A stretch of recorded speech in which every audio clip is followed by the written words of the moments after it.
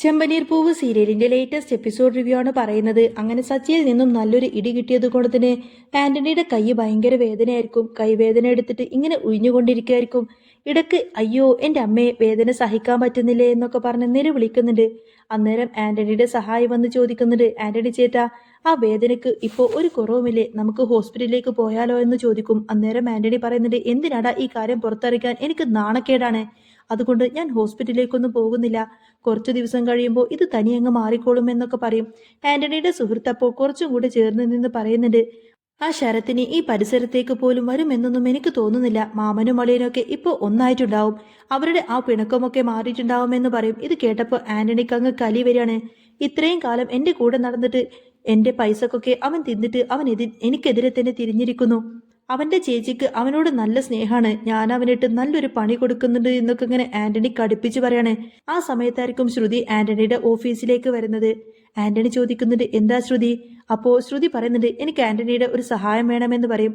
ആന്റണി വിചാരിക്കുന്നത് പൈസയുടെ കാര്യമായിരിക്കുമെന്നാണ്. എത്ര രൂപയാണ് ശ്രുതിക്ക് വേണ്ടത് എന്ന് ചോദിക്കുമ്പോൾ ശ്രുതി പറയുന്നുണ്ട്, എനിക്ക് പൈസയൊന്നും വേണ്ട ആന്റണി, എനിക്കൊരു ഹെൽപ്പ് മാത്രം മതി എന്ന് പറയും.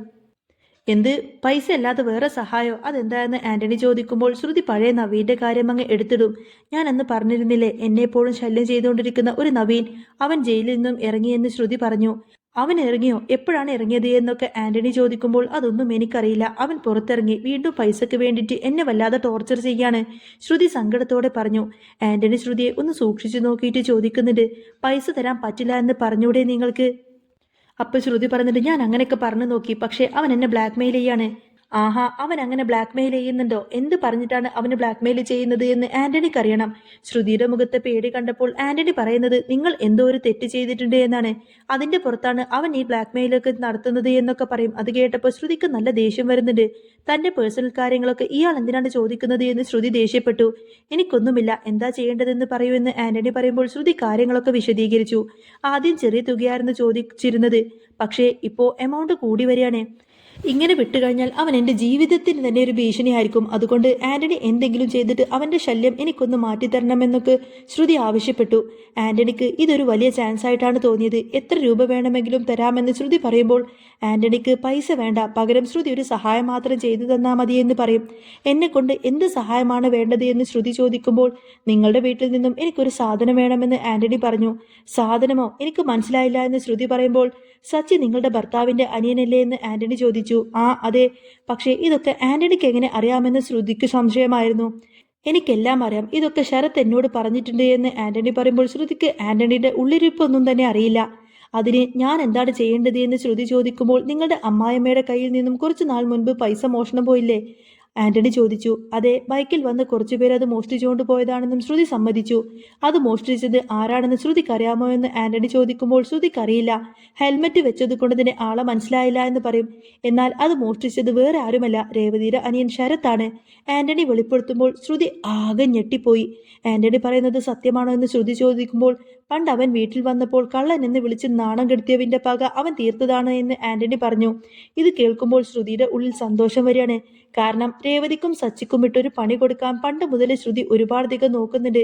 ഇത് സത്യമാണെന്ന് ഞാൻ എങ്ങനെ വിശ്വസിക്കുമെന്ന് ശ്രുതി ചോദിച്ചപ്പോൾ, ഇതാണ് സത്യം, അത് സച്ചിക്കും അറിയാം, അതുകൊണ്ടാണ് സച്ചി പണ്ട് അവന്റെ കൈയൊടിച്ചത് എന്ന് ആന്റണി പറഞ്ഞു കൊടുത്തു.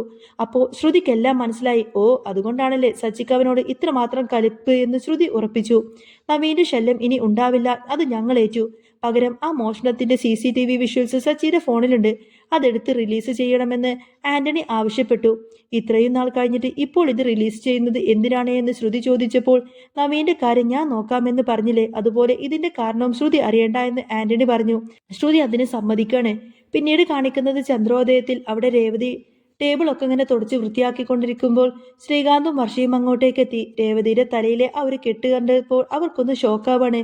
ചേച്ചിക്ക് ഇത് എന്ത് പറ്റിയെന്ന് ചോദിക്കുമ്പോൾ, ഒന്നുമില്ല, ചെറുതായിട്ടൊന്ന് വീണതാണ് എന്ന് രേവതി കള്ളം പറഞ്ഞു.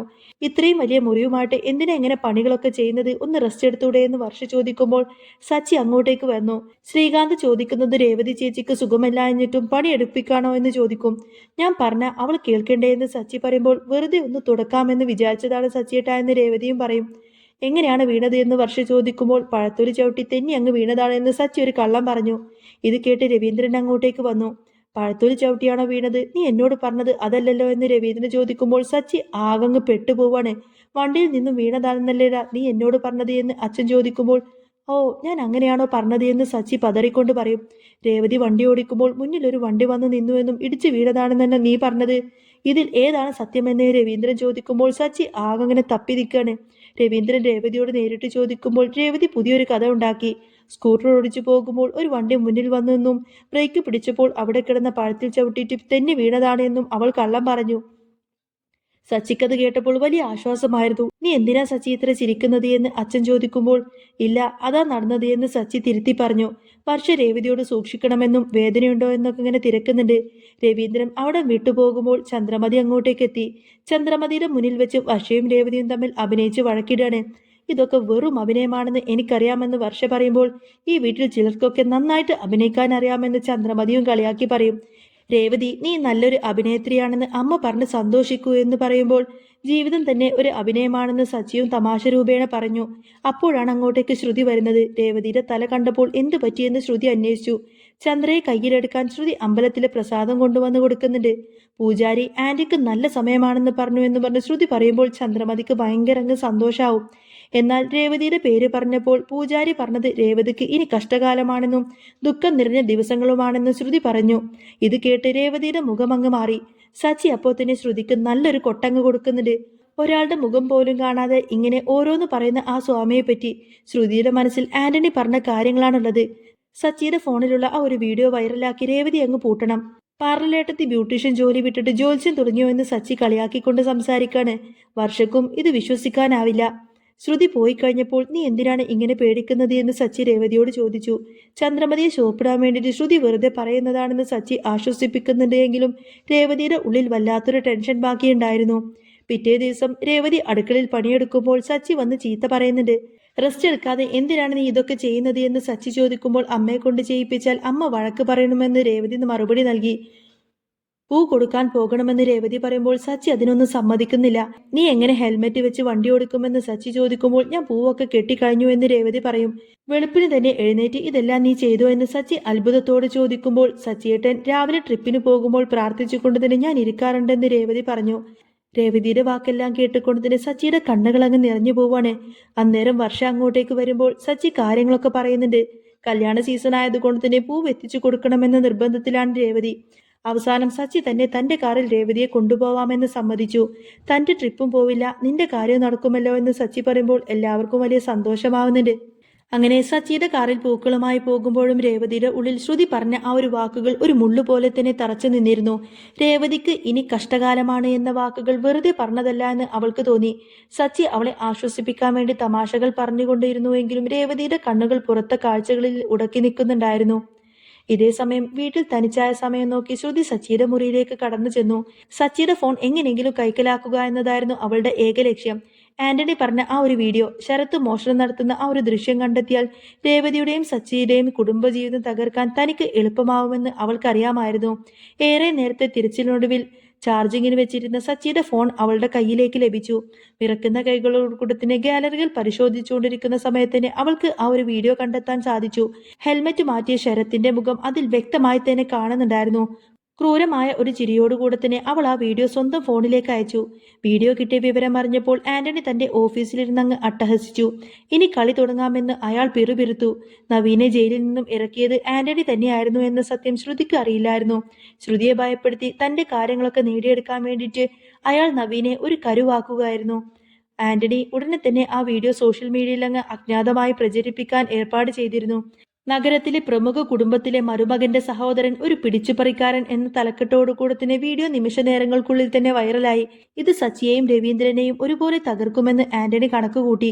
പൂക്കൾ നൽകിയ സന്തോഷത്തോടു കൂടി തന്നെ വീട്ടിലേക്ക് തിരിച്ചെത്തിയ സച്ചിയെയും രേവതിയെയും കാത്തിരുന്നത് വലിയൊരു പൊട്ടിത്തെറിയായിരുന്നു. ചന്ദ്രമതി അമ്മ ഫോണിലെ ദൃശ്യങ്ങൾ കണ്ട് ആകെ തകർന്നു നിൽക്കുകയാണ്. രവീന്ദ്രൻ തലയിൽ കൈവച്ച് കസേരയിൽ തന്നെ ഇരിക്കുന്നുണ്ടായിരുന്നു. വർഷയും ശ്രീകാന്തും എന്തു പറയണമെന്നറിയാതെ പകച്ചു നിന്നു. വീഡിയോ കണ്ട സച്ചി ഉടനെ ആകെ ഞെട്ടിപ്പോയി.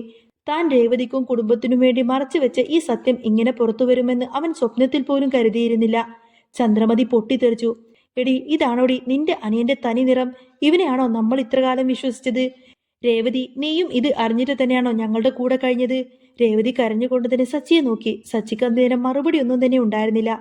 ശരത്തിനെ രക്ഷിക്കാൻ വേണ്ടിയിട്ട് താൻ ചെയ്ത കാര്യങ്ങൾ അച്ഛനോടും അമ്മയോടും എങ്ങനെ പറയുമെന്ന് അവനറിയില്ലായിരുന്നു. ശ്രുതി ഈ സമയത്ത് തന്നെ ഒരു കാഴ്ചക്കാരിയെ പോലെ ഒന്നും അറിയാതെ മാറി നിന്ന് തന്റെ വിജയം ആസ്വദിക്കുന്നുണ്ടായിരുന്നു. എല്ലാവരും തന്നെയും തന്റെ അനിയനെയും കുറ്റപ്പെടുത്തുമ്പോൾ രേവതി തന്റെ തകർന്ന മനസ്സിനെ പാകപ്പെടുത്തി മുന്നോട്ട് വന്നു. എന്റെ അനിയൻ ഒരു പക്ഷെ തെറ്റ് ചെയ്തിട്ടുണ്ടായിരിക്കും. പക്ഷേ അവനെ കൊണ്ട് അത് ചെയ്യിപ്പിച്ചത് ആരാണെന്ന് കൂടി ഈ വീഡിയോ പുറത്തുവിട്ടവർ പലരുമായിരുന്നു. അവൾ സച്ചിയുടെ കൈകളിൽ പിടിച്ചു. സച്ചിയേട്ടൻ ഇത് മറച്ചുവെച്ച് ഞങ്ങൾ സ്നേഹിക്കുന്നത് കൊണ്ടാണ്. പക്ഷേ എന്റെ അനിയനെ ഈ കെണിയിൽ വീഴ്ത്തിയത് ആന്റണിയാണ്. രേവതിയുടെ ധീരമായ വാക്കുകൾ കേട്ട് സച്ചിക്ക് പുതുജീവൻ കിട്ടി. ആ വീഡിയോ സച്ചിയുടെ ഫോണിൽ നിന്നും എങ്ങനെ പുറത്തുപോയി എന്ന അന്വേഷണം ശ്രുതിയിലേക്കാണ് എത്തുന്നത്. അവർ വൈകാതെ തന്നെ തിരിച്ചറിയും. ശ്രുതിയാണ് തന്നെയും തന്റെ കുടുംബത്തെയും ചതിച്ചത് എന്ന സത്യം സച്ചി അറിയുന്നതോടുകൂടി തന്നെ പിന്നീട് അങ്ങോട്ടേക്കും വമ്പൻ ട്വിസ്റ്റ് നിറഞ്ഞ എപ്പിസോഡുകളാണ് വരാൻ പോകുന്നത്. നവീന്റെ കാര്യമൊക്കെ എല്ലാവരും അറിയാൻ പോകുന്നുണ്ട്. അങ്ങനെ രേവതിയുടെ കുടുംബജീവിതം തകർക്കാമെന്ന് ചിന്തിച്ച ശ്രുതി എന്നെയായിരിക്കും പെട്ടുപോകുന്നത്. ശ്രുതിയുടെ കുടുംബജീവിതം തന്നെയായിരിക്കും ഈ ഒരു കാര്യത്തോടു കൂടെ തന്നെ തകർന്ന് വീഴാനൊക്കെ പോകുന്നത്. അപ്പോൾ നിങ്ങൾക്ക് ഈ ഒരു ചാനൽ ഇഷ്ടമാവുകയാണെങ്കിൽ സബ്സ്ക്രൈബ് ചെയ്യാനും സപ്പോർട്ട് ചെയ്യാനും മറക്കല്ലേട്ടോ. ഇനി നല്ല സൂപ്പർ ത്രില്ലിംഗ് അടിപൊളി എപ്പിസോഡുകളൊക്കെ വരാൻ പോകുന്നുണ്ട്. അപ്പോൾ ചാനൽ ഇഷ്ടമാവുകയാണെങ്കിൽ സബ്സ്ക്രൈബ് ചെയ്യണം, സപ്പോർട്ട് ചെയ്യണം. ബൈ.